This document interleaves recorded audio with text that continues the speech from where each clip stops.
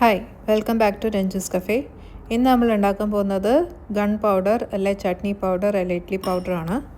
Idli dosa powder. അപ്പോൾ എങ്ങനെയാണ് ഉണ്ടാക്കേണ്ടത് നോക്കാം, എന്തൊക്കെ ഇൻഗ്രീഡിയൻസ് വേണ്ടതെന്ന് നോക്കാം. ഞാനിവിടെ 1 കപ്പ് ഉഴുന്നുപരിപ്പ് എടുത്തു വച്ചിട്ടുണ്ട്. പിന്നെ 3/4 കപ്പ് ചന്ന ദാൽ കടലപ്പരിപ്പ്, പിന്നെ വെളുത്ത എള്ള് സെസ്മെ സീഡ്സ് 1/4 കപ്പ്, പിന്നെ 1 പിടി കറിവേപ്പില കഴുകി ഉണക്കിയത്, പിന്നെ ഒരു 10 കശ്മീരി ചില്ലിയും 10 റെഡ് ചില്ലിയും നിങ്ങളുടെ എരിവിനനുസരിച്ചിട്ട് ഇട്ടാൽ മതി. ഇത്രയും സാധനം റെഡിയാക്കി വയ്ക്കാം. അപ്പോൾ നമുക്ക് ഓരോന്നായിട്ട് റോസ്റ്റ് ചെയ്യാൻ തുടങ്ങാം. ആദ്യം ഒരു പാൻ ചൂടാക്കുക. മീഡിയം ഫ്ലെയിമിൽ വെച്ചിട്ട് ആദ്യം ഉഴുന്നുപരിപ്പ് ഗോൾഡൻ ബ്രൗൺ ആവുന്ന വരെ റോസ്റ്റ് ചെയ്ത് എടുക്കുക. മീഡിയം ഫ്ലെയിമിൽ സോട്ട് ചെയ്യണം. അപ്പം ബ്രൗണായി വരുന്നുണ്ട്. നല്ല ബ്രൗണായി കരിഞ്ഞു പോകരുത്, ബേൺട്ട് ആവാണ്ട് നോക്കണം. ഇനി നമുക്കൊരു പ്ലേറ്റിലേക്ക് അത് മാറ്റി വയ്ക്കാം, കൂളാക്കാൻ വേണ്ടിയിട്ട്, തണുക്കാൻ വേണ്ടിയിട്ട്. ഇനി അടുത്തതായിട്ട് ചന്ന ദാൽ നമുക്ക് വറുത്തെടുക്കാം. അതും ഗോൾഡൻ ബ്രൗൺ ആവുന്നവരെ നന്നായിട്ട് സോട്ട് ചെയ്തെടുക്കുക. ഒരു 10 മിനിറ്റ് കഴിയുമ്പം കായപ്പൊടി നന്നായിട്ട് ചേർക്കുക. ഒരു ടീസ്പൂൺ 2 ടീസ്പൂണോളം ചേർക്കുക. എന്നിട്ട് വീണ്ടും നന്നായിട്ട് സോട്ട് ചെയ്യുക. മീഡിയം ഫ്ലെയിമിൽ വെച്ചിട്ട് ഗോൾഡൻ ബ്രൗൺ ആവുന്നവരെ സോട്ട് ചെയ്തെടുക്കുക, ബേൺട്ട് ആവാണ്ട് നോക്കുക. അപ്പം ചന്നദാൽ നല്ല ബ്രൗണായി വന്നിട്ടുണ്ട്.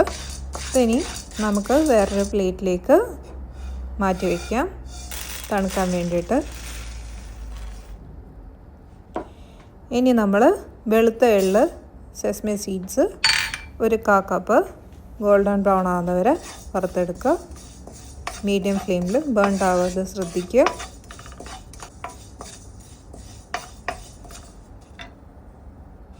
ഇപ്പോൾ ഗോൾഡൻ ബ്രൗൺ ആയി വന്നിട്ടുണ്ട്. ഇനി നമുക്ക് അതൊരു പ്ലേറ്റിലേക്ക് പകർത്താം. ഇനി ഇതൊക്കെ തണുക്കാൻ വേണ്ടിയിട്ട് വയ്ക്കുക.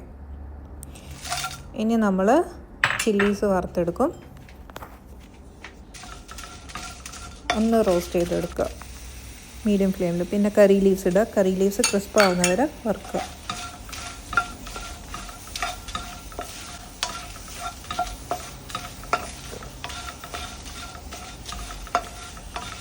അപ്പം നമ്മുടെ ഇതെല്ലാം ക്രിസ്പായി ഡ്രൈ ആയി വന്നിട്ടുണ്ട്. ഇനി നമുക്ക് അതൊരു പ്ലേറ്റിലേക്ക് മാറ്റിയിട്ട് വെച്ചിട്ട് തണുക്കാൻ വയ്ക്കാം.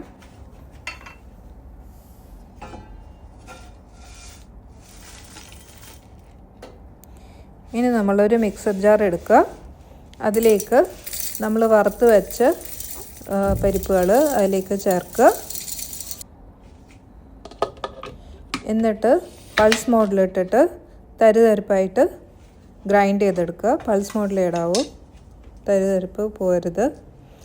എന്നിട്ട് വീണ്ടും അതെടുത്തിട്ട് നമ്മൾ വറുത്ത് വെച്ചേക്കുന്ന മുളകും കരിവേപ്പില അതിലേക്ക് ഇടുക. എന്നിട്ട് വീണ്ടും പൾസ് മോഡിൽ പൊടിച്ചിട്ടെടുക്കുക.